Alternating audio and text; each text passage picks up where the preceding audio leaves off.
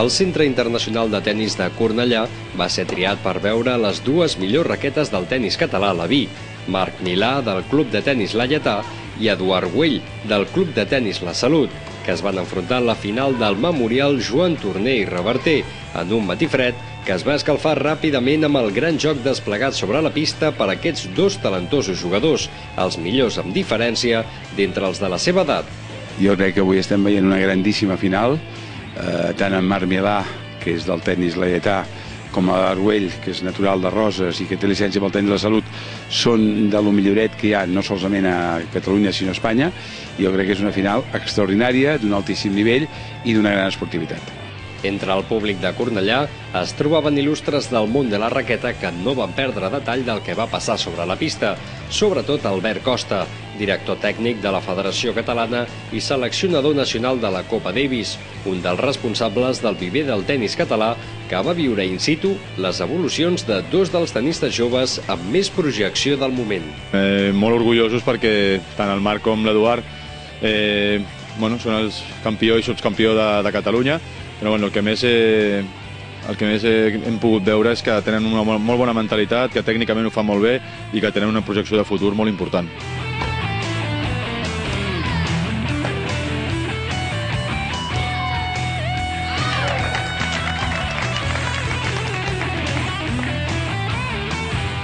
El bon partit que es va veure a Cornellà entre Marc Milà i Eduard Güell va ser el reflexe de la bona tasca de la federació amb el seu pla de detecció de talent i formació de tècnics, que comença a donar bons resultats en un tenis català que tradicionalment ha estat molt actiu i ens ha tingut acostumats a la presència entre els millors del rànquing ATP. I la final del campionat a la Vi va ser una bona mostra de que continuen havent molts bons jugadors amb característiques ben diferents, com va ser el cas de la final de Cornellà, on s'enfrontaven dues maneres diferents d'entendre el mateix esport. Doncs són dos grans jugadors, però sí que és veritat que tenen estils una mica diferents. El Marc és un nano que té força i també té força mental, i la presa de decisions la fa molt bé. Poques vegades fa jugades errònies. L'Eduard Güell és una persona que fa jugades molt més treballades, ficant-se molt més a la pista, buscant més la volea, i això en aquestes edats a vegades fa que falli una mica més de normal, però segur que més endavant tindrà fluïts en aquest joc.